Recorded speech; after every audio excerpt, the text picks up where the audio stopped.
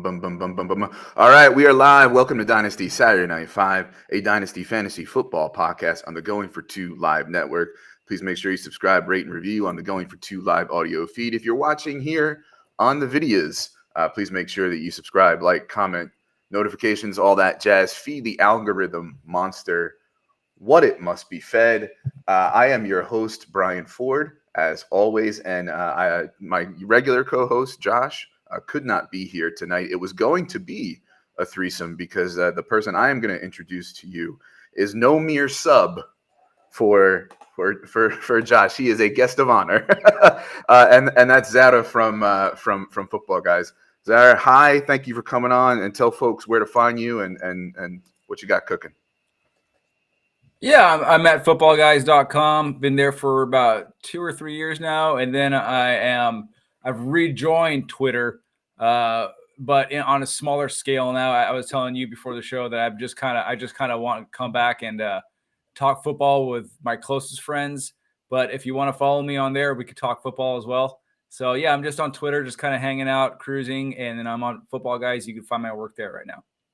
All right. Well, as I said before, glad to be among the people lucky enough to be talking to you lately about football. For those of you who don't know, we do lists of 5 here on Dynasty Saturday Night 5 as just kind of our entry point into the topic. The topic tonight is, of course, veteran winners and losers. It's not a great word, winners, losers, because everything has context and nuance, but it's a simple way to put it. And let's face it, it probably helps the SEO on YouTube to say it like that.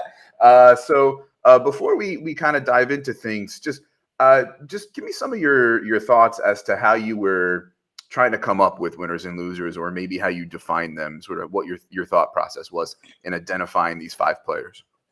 Yeah, I tried to not go too chalk with the winners and losers. I took some obvious losers, I think, in my eyes, and then there were some losers. See, and this is where the word kind of you can't give it one definitive weight. Like losers, like it's not one guy's a loser in the sense that he takes a small hit, but it's a big enough hit that probably drops him down a tier. And then there are some losers who probably lost jobs, who probably lost starting gigs as a starting wide receiver. So that's kind of how I did it. Yeah, and that's pretty much how I approached it. So yeah. All right, Yeah. great. All right, so before we get into Z's list, let's pay the bills. Today's show, as always, is brought to you by Underdog. Underdog has it all: industry-leading best ball, pick'ems, DFS, etc.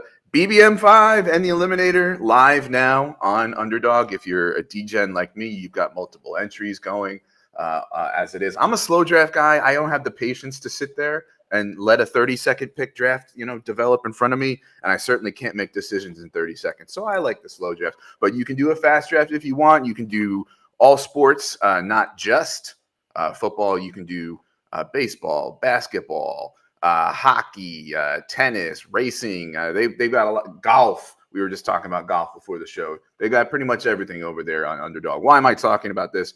Well, if you go to underdog.com and use the promo code GF2, or the Underdog app and use the promo code GF2, Josh Norris from Underdog himself will match up to $100 of your first deposit if you're a new account.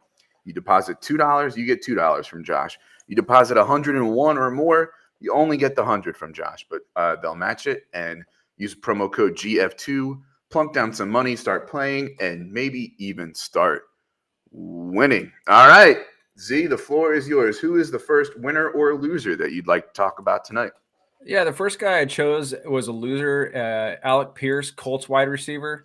I think the addition of Adonai Mitchell pretty much makes the wide receiver 2 job Mitchell's to lose. I think Alec Pierce was, despite all the opportunity that he had last year on the Colts, he didn't do much with it at all.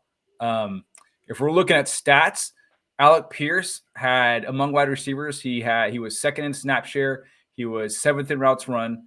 He was second in route participation. His targets per game were 79th. Separation was 91st. Fantasy points per game, he was 80th. So I can go on about these inefficiencies in metrics. His catch percentage was 92nd. This is not 92nd percentile, like ranked 92nd out of like 94 wide receivers that were charted per next gen stats. So Alec Pierce really did not do much with his opportunity. I think he's pretty much going to lose it. He didn't clear 600 yards in the first 2 years of his career, despite being a starting wide receiver. I understand Matt Ryan wasn't stellar in his first year. Gardner Minshew, I think, was an upgrade over Ryan as far as just marginal, not a huge upgrade, but I think he was average for per league standards. Minshew was as a starting quarterback or a placeholder for a starting quarterback. We also have to remember that Pierce isn't part of the. He wasn't handpicked by Steichen. He was from Frank Reich. He was from the Frank Reich regime, so he's also from a different coaching staff. And I think that plays a huge variable. I think coaches want their guys to start, and they've been looking for a guy like Adonai Mitchell to come in and start for them. Adonai Mitchell is the prototypical intermediate deep threat wide receiver that they really don't have right now. I think Downs is the short area guy. Pittman can play that role, but I think Mitchell just better serves that role. Given his athleticism, I understand that Mitchell has some critiques about his yards per route run metrics. Georgia, he didn't have a complete second season at Georgia because he had a high ankle sprain.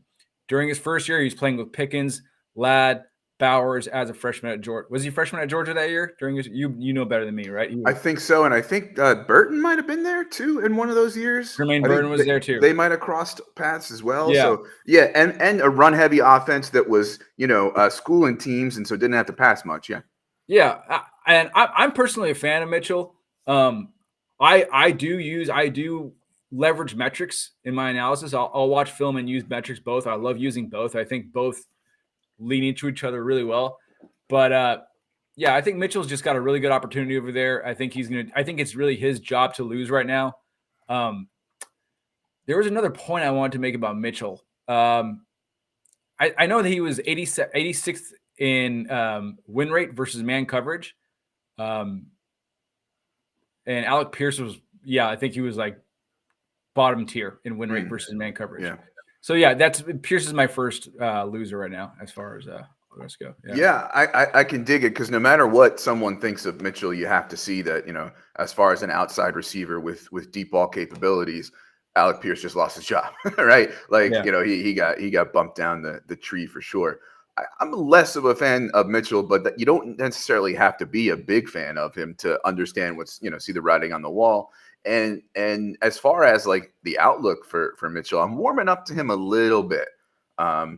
We've had the last few years of offenses doing more motion, more intermediate over the middle, using smaller dudes, and the misses that we've had in fantasy have been this sort of archetype, right? The big guy on the outside that's athletic. Not that every one of them has missed, but the big misses have come from that group. And so I've been kind of shell shocked by that. But we've got it. I am in a like 35 plus dynasty league, so I'm going to diversify the portfolio. I'm going to get me a little Leggett. I'm going to get me a little Mitchell. I'm going to get me a little BTJ. I'm going to get me a little Keon Cole, right? And and we'll see, if one of them hits or not. And there's another thing I want to add about. It's kind of hits on the forcing yourself to invest in different players to expand your portfolio and make it more, you want to this wide receiver class. I'm not convinced it's that good, right? But you have to force yourself to kind of get players and not stick to your favorite guys. That's why this exercise for me was a little more difficult because the losers outside of the top tier of receivers, it's really hard to find losers where like rookie wide receivers in the second day 2 wide receivers selected or day 3 wide receivers were selected. It was more difficult to find because they all had these kind of smears on their profiles. And Mitchell, like he went at pick 52 or 50. And if we just go back to last year, I think Tank Dell was 69th. Jaden Reed, I think, was 54th. Rashee Rice, I think, was pick 50. So you have, wide receiver 2 hit rates. I haven't gotten super deep historical, but it does seem like, we have a good, it's really also landing spot. A lot of it's contingent on Anthony Richardson connecting with him. It's been a year, but I think one of the primary concerns that a lot of people forgot about Anthony Richardson was that his accuracy was one of the worst aspects of his game. So we have to hope that Richardson hits Mitchell. Mitchell, we all know, was left hanging by Ewers. I think Ewers left plenty of air yards on the table at Texas. Mm-hmm. So that's another thing. Landing spot's huge. The organization is really good. I love Reich. I love the GM. I love Richardson and just how they got him at second. I think I would have been more skeptical of Mitchell as an outlier in the first round than he is in the second round. In the first round, he would have been I don't know. Statistically, he's more of an outlier. But in the first round, I think like the opportunity would have been there more, but the second round just seems more suitable for a player of his caliber. I think that seems more fitting. Yeah. And it gives us, I think, a more fitting price. I mean, you're getting him in the early to mid second in Superflex rookie drafts, So and the team plays fast. Steichens plays fast, up tempo. Richardson's got a cannon for an arm, and shout out to Brett Coleman. He does stuff with what's that where they crack the beers, Bootleg Fantasy on YouTube, and he was on a show with the Fantasy Pros dudes talking about how. Will Hewlett, quarterback coach, has worked with Richardson, Purdy to polish Purdy. He polished up Levis. He's been working with Caleb, and basically like watch out. Anthony Richardson's going to break fantasy this year. He's on a mission to be the NFL MVP because he couldn't win Offensive Rookie of the Year or Rookie of the Year last year. So I'm starting to warm up to Mitchell a little bit. Cool. So who is your second? Winner or loser among the veterans? Second guy is Khalil Shakir on the Buffalo Bills, wide receiver on the Buffalo Bills. Khalil Shakir is an interesting prospect. I like him a lot, actually, because he's kind of a diverse prospect in that in college, he played. He was successful out of the slot. In 2022, he played a bunch out of the slot. In 2023, he played a lot out wide. In 2022, he played out wide. 2021, he played in the slot. 2023 on the Bills, he played 70% in the slot. Mm-hmm. Do I have that right? Yeah. 70% in the slot. And it's interesting, too, because they brought in Curtis Samuel, who over the past, 3 years has played in the slot at least about 70% of his routes. Yep. And then, so you have two slot dominant players who I think are starters. Obviously, I think that's pretty safe to assume that they're both starters, Curtis Samuel and Khalil Shakir. But then you also have Joe Brady, who Curtis Samuel played with in 2020 on the Panthers. And when he was on the Panthers with Joe Brady, he played 60% out wide. So Joe Brady put Samuel out wide, even though Samuel has been playing the slot a lot. Keon Coleman, he played 30% of his snaps in the slot in 2023. Most of the time, I watched a 3-game sample size of him this afternoon. Most of the time, Keon Coleman was doing a lot of blocking in the slot. The routes he did run, though, were very diverse, but he really didn't get targeted very much out of the slot. I think he was a perimeter guy. I know Matt Harmon from Reception Perception liked Keon Coleman and preferred him out of the slot, probably as a deep slot option, running like slot fades and 15-yard outs and deep dig routes. And I agree with that. But it's hard trying to figure out right now where they're going to put Coleman, considering Samuel's just a productive player. He's an efficient player. I think he'll start in two wide sets, along with Khalil Shakir. I don't think Keon Coleman will start over Curtis Samuel to open the year, to open the year. I don't think he will. But Khalil Shakir, interesting stat about Khalil Shakir. Khalil Shakir, I think, had 40 or 50 targets in 2023, right? Not a large sample size, but he had an 86% catch rate. Yeah. He had an 86% catch rate, and he had 13.6 yards per target, which was the highest among any player with at least 45 targets. That is the highest. The last year, Rashid Shaheed was that guy, and he had like 33, 34, 35 targets, something like that. So if you're getting 13.6 yards per target and your catch rate is 86%, That's pretty impressive. When you look at all other players with an 80% plus catch rate, it's all running backs and tight ends. There's no wide receivers with an 80% plus catch rate. And those running backs and tight ends are averaging 7 yards per target as opposed to Shakir's 13.6 yards per target. So I think that's a fun stat to look at. Sure. And I think that's kind of a small glimpse into the kind of player that Shakir is. I think Shakir is, he's diverse enough to play anywhere that Brady wants to put him. And I'm looking forward to where he's going to play this year. I don't think Keon Coleman's a threat to him at all. Okay. So what makes him a winner is that they drafted somebody who is going to play on the outside and therefore is going to have a different role. Is that what's making Shakir a winner?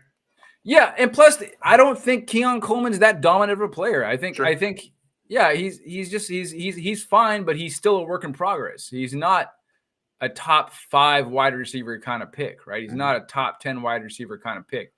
He's a profile. He does certain things good, like Leggett right now, right? Like Xavier Leggett. He's not a fully rounded receiver. Whatever he does now, he's good at. And I heard this comp a lot as the year came on. But when I first watched Leggett, I was talking to the guys at Football Games. I was like, he's just kind of a better Jonathan Mingo. And then I saw that more and more and more because the route tree was essentially the same thing. Leggett has a little bit better body control, but he is not a diverse wide receiver. But whatever Leggett does, he's good at by NFL standards, right? Good. There's very good. There's elite. Very good, good, and adequate. Good is starting caliber skills, I think. And this is the stuff I was taught when I went to the scouting academy. This is how they actually define skills. They said elite, very good, good, adequate. And good is starter caliber skills. So whatever Leggett does now, he's good at. Whatever Keon Coleman does now is good at. Keon Coleman is a good deep ball guy. He adjusts well for passes. He could run a good corner out. He's a good wide receiver. He's just not fully rounded yet, and he's not. I don't think he's an alpha wide receiver right now, and to the point where he's going to push Shakir into like 60% snap rate or 50% snap rate. Or I think Shakir's going to be a full-time player. Yeah. All right, I have a couple questions for you. One, I'm going to kind of park over here in the parking lot for a minute because it's about Leggett, and we didn't really. We're on Shakir here. So, what do you make of the idea that, okay, the GM said no, we're going to play Keon Coleman outside. Yeah. Okay, so now Shakir did he say that? Yeah. They said that. Yeah. Okay, I didn't know. Yeah. That. Yeah. So Shakir is now among 3 Bills, along with, as you mentioned, Samuel and Kincaid, who all got 60% plus snaps from the slot. Now, if you take a little bit of that off because, you'll get the Joe Brady playing Curtis Samuel a little more outside, a little more deep shots. He had more luck with deep shots under Joe Brady. Maybe he gets a few more of the gadgety rushing and jet sweep type plays. So maybe that – but isn't that a competition for slot snaps among those Shakir? 3? Well, yeah. Shakir, Kincaid, and Samuel kind of all fighting for those slot snaps. I think Shakir's primary competition for slot snaps is Samuel, not Coleman. What about Kincaid? Kincaid, yeah, but I mean, you can have 2 slot wide receivers in when you run trips to one side. You could have an inside slot and you can have an outside slot. Yeah. I mean, I think it all depends on how many wide receiver sets they go with or wide receiver formations to go with. If we're talking about 3, if we're going 11-man personnel and 3 wide receivers, 3 wide receiver set, I think you have Shakir on the outside playing. He can do that. Yeah. Okay. I think he's going to be actually. I think Shakir is going to be a primarily outside wide receiver this year. Oh, okay. Yeah. Well, that changes my question. Okay. No, that's great. Yeah. Okay.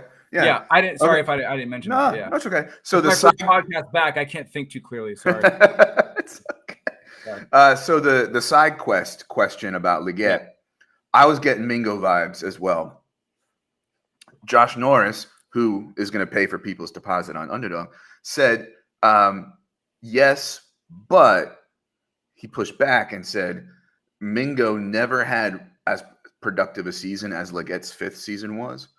And he's not I don't think he said anywhere near as athletic as Leggett, but he said he's not the athlete that Leggett is.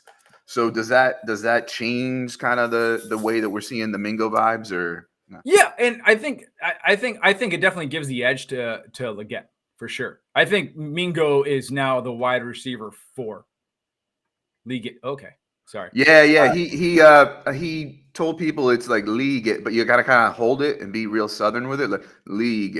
Like he wants you to lean into it. So I got to work on it. Yeah. Leggett sounds more. It sounds more French though, Leggett, right? Like if you're because he's from the Bayou area, right? Or yeah. I mean, he went to school in South Carolina. I don't know if he's from Louisiana or South Carolina. It sounds like a Louisiana accent. Yeah. It does. But yeah, I think Mingo is probably they're gonna say, they're gonna give him veteran deference for whatever that's worth because he didn't do much in year one.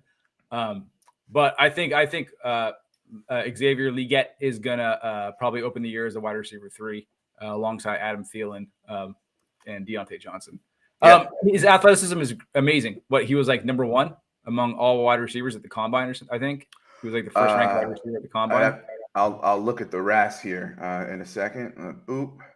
Yeah. I don't have it sorted, but his was 9.92. So it looks like BTJ's was 9.97 and Mitchell's was 9.98. So maybe he was like 3rd. Yeah. Okay. Yeah. Yeah. I mean, that's good. That's good. Yeah. That's pretty athletic for sure. Yeah. All right, hit me with your next winner or loser. Okay, so and then this is where we have to weight the word loser differently. So DJ Moore, okay? This is simply because we got Odunze now there and Keenan Allen there now. He's not going to be the absolute, he's not going to have the volume that he did last year. It's just not going to happen. I don't know how it does happen. I don't know how you just keep that kind of, unless they have pass attempts. The only way this works out for DJ Moore is if their pass attempts go up exponentially, which could happen. I don't know. This is news to me. I didn't know the Bears in 2022 led the league in pass attempts. Is that a glitch? No, that can't be right, correct? Because I was on PFF earlier today, and it said that they led the league in pass attempts. That's got to be wrong, right? That's got to be wrong. There's no way it feels wrong because we came into the season begging them to pass. So I don't know. Yeah. I'd have to. Yeah. I want to double check that.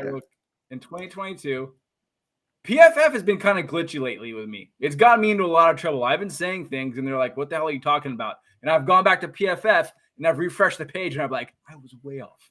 Was way off." You heard that, PFF? I know you're watching. Make sure you clean that up. Yeah. Is that pass attempts? Is that PA means pass attempts? No, that's not what that means. That's not what that means. That's points allowed. Okay. Yeah, I think ATT would be okay. All right. Chicago Bears were first in points allowed. But they had a pretty good defense though last year. That's okay. I feel you. All right. No, I'm sorry. In 2022. Okay. All right. Yeah. All right. Let's find out who were first. Let's find out who were first in points allowed in 2023. Who was it? Oh gosh, who had a terrible defense? Who was I picking on DFS every week? The Commanders. Okay, yeah, that makes sense. Yeah. So with DJ Moore, we know that there's math and research out there that yes, your targets per route run and stuff will go down when there's quote unquote more mouths to feed, but that the general idea of more mouths to feed isn't always a heuristic that you can apply to everything, right? So sometimes the pie grows so much that even when you go from 25% down to a 20% share, you're still good. Your slice is still nice and tasty. So what you're saying is we can't expect the increase in pass attempts to outpace the effect of Rome Odunze and Keenan Allen. Well, it can. That's the thing. Like if you have 20% of a higher pass attempt of a team with higher pass attempts, you can sustain that fantasy value, right? Like I feel like that's if he's a loser, then do you expect him to? Do you expect those pass attempts to increase in a way that the overall pie growing so that he's not I'm just kind of not pushing back, but thinking about the idea of maybe he's not a loser. I didn't go over what his target share was last year. I know it's just raw target total. Yeah. Which had him I think 8th among wide receivers. Yeah. Which is He got fed. Yeah. Which is insane considering the Bears' offense and their volume, which is a really, really high number. So I mean, if he can, I wish I should have looked at his market share, his market share, but. Yeah, I don't see it going up high enough. Maybe league average. Maybe they get to closer to league average. Maybe they're 18. Maybe they're 17. Maybe in that sense, I think I feel better about DJ Moore. But I don't know. I don't know how much more they become more pass happy. I don't know how much more. I guess if Caleb Williams is everything everybody's been making him out to be, maybe Getsy just says, okay, go ahead, throw the ball. Go for it. So I think another thing too to kind of support the argument of DJ Moore possibly being a loser is when you think about 2 wide receiver sets, Rome Odunze ain't coming off the field for 2 wide receiver sets. Like even if he's not getting the targets that the veterans are, he's the X boundary guy, right? He'd be the least likely to get taken off the field in 2 wide receiver sets, which means they run 2 wide receivers, they run 12s. Moore or Allen is going to be the one that's probably taken off the field, right? If they run 11-man personnel or 12-man personnel? 12. If they run only 2 wide receivers out it's there. Allen. It's Allen off the field. Okay. Yeah. If it's Moore's always going to be on the field. I don't think it's ever going to be just Allen Odunze. Okay. Yeah. Right.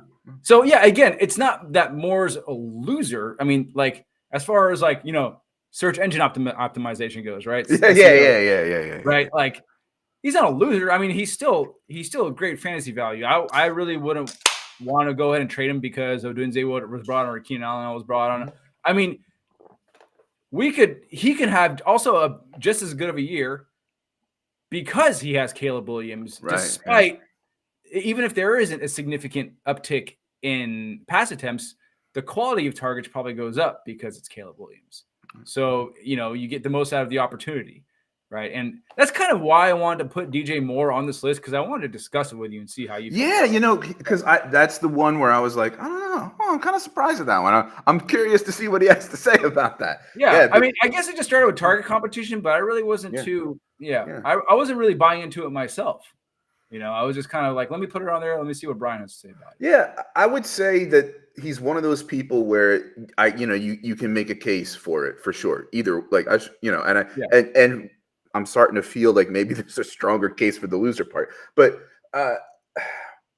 so I guess that comes down to then I guess I'll put you on the spot. If a dynasty manager asked you what Superflex tight end premium rookie draft pick would you be willing to take to offload DJ Moore if you think he might take a value ding as the season goes on? What pick would you take for him? What pick would I take for him as the season went on if he was? No, I'm saying if you think right now he's going to be losing value because of this dynamic you're talking about, what would you sell him for now? 107 or 203 or Oh, I'd still sell him for 106 from this year's draft in a tight end premium draft. Yeah. Jesus. 104 just to be safe.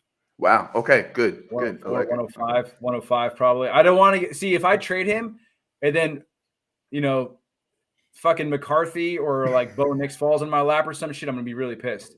Yeah. So I want to firewall against that. No, I feel you. All right. If Bowers falls to me, I'm totally fine with that. Yeah. One last question then, because he's the most interesting one I think on. Sorry, can I cuss? I'm sorry. I didn't mean to cuss. Sorry. No, we're good. Keep it occasional, and we're past that point where the YouTube AI is listening for the audio for monetization. Okay. I'm told that after the first couple minutes, it matters a lot less, but I don't know. I'm not trying to monetize anything. That's Jeff's department. So I have DJ Moore in a big tier of wide receivers 17 to 26 for Dynasty. I'm not going to read every name off to you, but if you had to pick among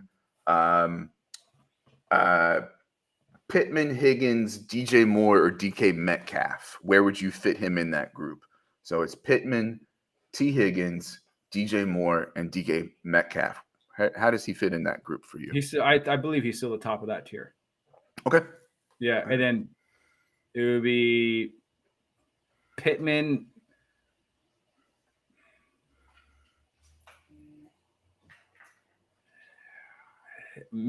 Metcalf and Higgins are tough because Metcalf's getting up there in age a little bit. What is he like? He's gonna be 28, I think, next year. I don't know. I'd probably just go Metcalf Higgins. Okay. Just keep it chalk. Yeah. All right. Well, speaking of Bengals, professional segue. Who is the next player you want to talk about tonight? Oh yeah, Charlie Jones, I think, is the winner. I think he's the winner. I like Jermaine Burton. I'm a big fan of selecting Jermaine Burton, but I don't think he profiles the typical slot wide receiver. That's not really in his route tree per se. Charlie Jones is much more of a better possession wide receiver. And I think he would have probably locked that role up had he been healthy I think he would have locked that role up by now had he been healthy last year. But it shows, I think, letting Tyler Boyd walk. I didn't see what they would owe Tyler Boyd. But if I can say that, like just hypothetically saying, like, just letting Tyler Boyd walk, I think instills some some confidence in their current wide receiver core because they didn't really know what they were going to get out of the slot. I do know that they did have Jalen Polk come in for a top 30 visit during the offseason, and they really were one of the teams that didn't have many top 30 visits out of wide receivers during the offseason. Jalen Polk, I believe, was the only wide receiver that came in for a wide receiver visit, which kind of made me feel also a little bit better about Charlie Jones' prospect of starting as the slot wide receiver for the Bengals right now. And it basically comes down to my opinion of him as a receiver versus what Jermaine Burton was at Alabama, which was a deep threat. Yeah. So I'm just kind of that's where I'm at because the two styles of play completely contrast each other.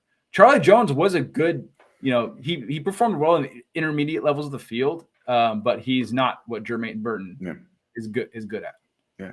So for those who don't know, Charlie Jones last year, 2023, 6th-round draft pick from Purdue. I think there was a transfer in there somewhere, a little on the old side for a prospect, but probably most effective in the NFL out of the slot. So if you're gonna let Tyler Boyd walk, which is your slot receiver, then Charlie Jones is there to be your slot receiver, which is why he's a winner because they only drafted an outside receiver in Burton, who is now hurting my Andre Iosivas shares. Me too. It hurts. Every time I scroll down, you know how sometimes you have so many dynasty leagues, you forget who's on your taxi squad? Sure, yeah. And you scroll all the way to the bottom, and Iosivas is all the way at the bottom, like, oh, no. And he's on a lot of my taxi squads, man. And same. Because for me, he was when I saw them draft those guys late, I was like, oh, that's your Tyler Boyd and your T. Higgins replacement. And I was like, all right, and unfortunately, I'm left with more Iosivas than I am with the Charlie Jones. But here we are. Actually, I mean, he had stints where he played well, though. The opportunities he had red zone targets, caught a couple touchdowns. He's a good player. Yeah. Yeah. I think Burton still got to earn it. I think Burton still got to earn it a little bit. Because Iosivas didn't really do anything to piss the coaching staff off. And Charlie Jones is a great special teamer, so he's an asset to have on the active roster. And, so it's going to be a battle. I think it'll be one of the better battles to watch as the offseason moves along. Absolutely. So, go out there and see if Charlie Jones is on your waiver wire, folks. There's probably some people who dropped him to make room, or maybe he wasn't. Maybe your rosters are smaller, and he wasn't on. He wasn't rostered. So go check out Charlie Jones. I'm very bad at giving actionable advice. You know what? Same. I get caught up in the fun conversation of it, and I'm like, oh, there might be people wondering what to do.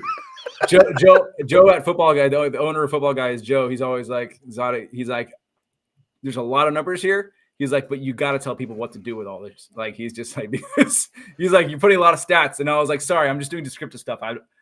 I just keep forgetting. And he's available in round 8 of your drafts. So select them because he's a value here. I got to get that part going. I feel you. So the next guy that we're going to talk about, I actually have. I still have faith. He's on a bad short list of whether I think it was the guy from CBS who does their numbers, their younger guy, Jake. No, anyway, Gibbs maybe there. Anyway, he was saying it's I either know who you're targets talking per about. route The front run. guy. Yeah. Jacob Gibbs. It's either targets per route run or target percentage of like your first 2 years being a round one wide receiver, and he's on a list of people you don't want to be with. But I think this is the year. Tell me, Z, who your next and final person is tonight. His name is Jahan Dotson. He is. So Jahan Dotson is a good football player. I'll start with that very easy, simple sentence. Jahan Dotson is a good football player. Look, the Washington Commanders, despite being number one in pass attempts in the league in 2023, were not that scoring offense last, despite all the volume. Right? Jahan Dotson. I'll just get to the point. Jahan Dotson was second in routes run on the team and was never targeted for the majority of the season, right? He just didn't get the target volume for the majority of the season. Terry McLaurin goes out for 2 games in the middle of the season. Surprise, surprise, Jahan Dotson is a wide receiver 7 and 9 in back-to-back weeks, right? He gets not a massive amount of opportunity, but he gets the targets, right? He's wide receiver 9. He's a wide receiver 1 back-to-back weeks. Terry McLaurin, all year long, finished as a wide receiver 1 twice. Just twice. That's the only time he finishes a wide receiver 1, despite all that volume in pass attempts, despite all that opportunity. Does that tell you it was a player issue or it was a passer issue? Because if there is that much volume going up in the air, how come these guys aren't finishing higher in pass attempts? I kind of feel like this is more of a Howell issue. I kind of feel like this is Howell just not seeing the field clearly, just not using the guys clearly. When Jahan Dotson gets wide receiver. Oh, what's up, Scampers? Yeah. So, yeah, he also said Curtis Samuel was good for Dotson. I agree. So, yeah, that's basically it. McLaurin leaves for 2 weeks. Jahan Dotson is a week back-to-back wide receiver 1, 2 weeks in a row. McLaurin, yeah. So Dotson is a guy that I've liked. You know, we saw the touchdown cologne in his first year, and we said, well, that's going to regress, and so we wanted to see the sort of the volume and efficiency elsewhere.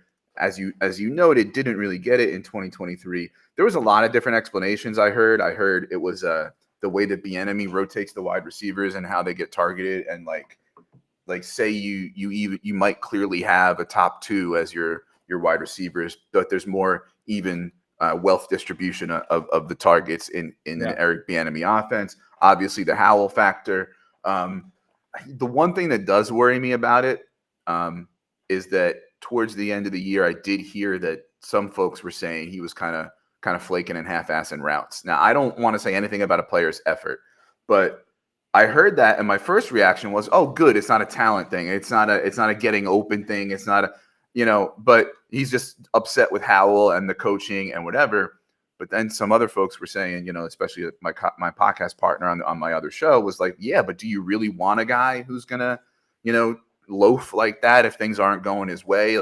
Again, that's soft science. We don't know anything about that. I'm not impugning the guy's effort. I'm saying that was part of the conversation, trying to explain this idea of this really talented player not getting the volume. And for what it's worth, we brought up Harmon before. Harmon's a Dotson fan and has faith in him turning it around. He even said, like, on that bad list that he's on, he's the guy that he has faith in to like buck the trend and do well. And he's going for a good price in startups and in rankings. So, he's definitely I don't like to do the whole like buy low thing because everybody's a buy or a sell in a given context, but if there's a guy who's a relative buy, that we're looking at here, Dotson would be among them. Yeah. As a player, and this is more about NFL, real life talk. As a player, if you're on a team, right? Terry McLaurin, I think, ran 600 something. I forgot, like 645 routes or something like that, and then Dotson ran like 640. if I'm remembering correctly. I remember Dotson was like 5 routes only behind McLaurin. Where do you draw the line? Where does a wide receiver draw the line? If says, okay, I have been patient with this quarterback all year long. I've been running routes like crazy. I've produced when they needed me to produce. I've scored against a division rival. I've produced well against the division rival against the Eagles. We went to Gillette Stadium. I was the only wide receiver to score a touchdown in Gillette Stadium. I was the only guy to produce at Gillette Stadium against a tough secondary. And then McLaurin comes back, and then I'm out here running routes again, and I am not getting the ball. Where I think disgruntled workers are just like disgruntled work. At a certain point, a disgruntled employee has a good reason to be disgruntled. And just because you're playing to the guy wearing a Karl Marx t-shirt. Exactly, right? Exactly, right? And the proletariat, right? So where's class consciousness fall into all of this, right? So I mean, I think I identify with Jahan Dotson as far as class consciousness goes, right? Like you don't want to be out there just getting exploited and just being told to run empty calorie routes the entire time. At a certain point, fine, it's okay, I think, to be like, you know what, F this guy, forget Howell, dude. Like when he needs me, I'm there. If he's not going to feed me, I'm pissed. This sucks. This is a bad situation to be in. I'm tired of this. So I mean, we'll see what happens with the new staff over there. But I mean, I think if I had another show to launch, it might be about some of this stuff. You know, the culture stuff, like the loyalty chain of command, like military culture stuff that people do with these 25-year-olds who are in the prime of their, you know, and like they'll point out the high salary of the player as if it's a fraction of the owner. Anyway, but we should talk about it. It's fine. You know, as you know, but so I would probably do the same thing, you know, if I was in his situation. One more question about Dotson with the arrival of Jaden Daniels. Jaden shares with Sam Howell a propensity for turning pressures into sacks, and he also has a lot of stuff on his tape where it's 1-2 reads and he's gone. You know, and doesn't throw great over the intermediate part of the field relative to some other prospects, depending on how you chart accuracy. So, how much of an improvement over Howell do you think Daniels is for Dotson to be a real winner? I think he's still a significant improvement over what Howell is. I mean, I think Howell's numbers speak for themselves. I think he's a guy who had an insane amount of pass attempts and found very little success despite all those balls flying in the air. They just could not get it done. And maybe that's kind of like a really narrow way of viewing it. Maybe a guy who throws the ball a lot is not successful because that just says you're lacking in the run game, and you can't. The run game is a huge complement to the passing game. So maybe that says more about the system than anything else. But well, it also speaks to the fact that they were first in points allowed, so they were chucking it 50 times. They were chucking it 50 times. Also, they also had no secondary. So I think the new coaching staff too is probably a better improvement for. I mean, I feel like when I was watching the games that there was a wider dispersion. And there was a more larger rotation of target. Like De'Ami Brown, like his name was called way too many times last year. I feel like I was like, why the hell does De'Ami Brown's name keep popping up every week? And also, Mr. Scampers alluded to it earlier by saying Curtis Samuel being gone is huge for Jahan Dotson. Samuel was the ultimate wet blanket for Dotson last year. So I think those two are. I think a couple other variables play besides Daniels, but Daniels. As far as a QB, I think he is a better thrower of the ball or whatever, a passer of the ball than Sam Howell was. Sam Howell has strengths in other areas of the game, but I think Daniels is a slight upgrade. And just a new regime coming in, I think it would just be better for Dotson right now. So.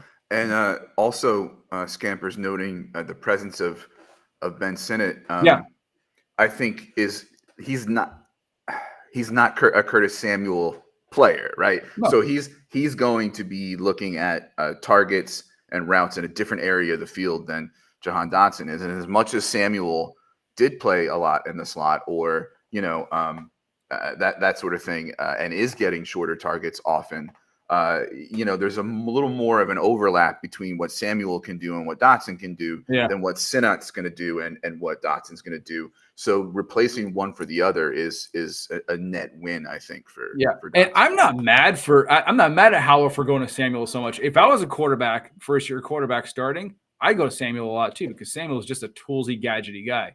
He's a great underneath weapon to go to. But now they don't have that. So now it's Jahan Dotson, and Sinat's like the H-back hybrid. We'll see how they use him. But I think Jahan Dotson's prospects are looking up a lot better than they were last year with Bieniemy and Samuel there. I agree. All right. I am definitely bullish on Jahan Dotson. All right. That'll do it for tonight's episode of the winners/losers question mark asterisk. It's more complex than that, which doesn't fit the SEO for YouTube as well. Dude, when I write articles and I have to write the headlines that are supposed to be optimized for the search, I have to put those words in there. And I'm like, that like catch people. I'm like, I feel like I need a shower. Anyway. So please subscribe, rate, and review if you're listening on the Going for Two live audio feed. If you're watching here on the YouTubes or Twitch or other places, do all the things that feed the algorithm monster there. What it must be fed. Time for plugs as we land the plane. Zato, why don't you tell us what you're working on, where folks can find you, etc. You can find me at footballguys.com right now. And right now, as far as projects what I'm working on, I'm kind of doing a study in wide receiver twos, and I'm looking at this kind of whole thing of like wide receiver ones are 1 through 12, right? And they say wide receiver twos are 13 through 14 or 13 through 24. And I'm just kind of wondering, are we just doing that because league sizes are 12-team league sizes? Like, what really defines a wide receiver two? So I'm trying to look at that whole paradigm of labeling receivers, wide receiver ones and wide receiver twos, and how to clearly define that. So that's what I'm working on right now, and I'm trying to break a whole paradigm. But yeah, at Football Guys, I'm on Twitter at ZCantsFF at the bottom of the screen, and going deep in the weeds during the off season. Right, that's a great topic because on both shows, me and the co-hosts always talk about this giant bucket of like, well, there's 50 wide receiver twos in Dynasty, like wide receiver 10 to 48 is a wide receiver two, So, yeah. If I could add one more thing about that. So like wide receiver two is like, people are like, well, wide receiver, he's not a wide receiver two because he didn't average 11 points a game, which is what wide receiver twos averaged last year. I go, well, you're just saying that because you play in a 12-team league, and there needs to be 12 wide receivers for each person in the league. So that's a wide receiver for each person's wide receiver two spot in the league. So that's your wide receiver two, right? And you're averaging out 12 players' names because of a 12-team league. But if I play in a 14-team league, there are 14 wide receiver twos, and then the average is a different number. It's probably like 9 to 10 points a game. And if I play in a 16-team league, it's going to go down to 8 points a game, average 8 points a game. So the paradigm of how we label wide receiver ones and wide receiver twos changes drastically.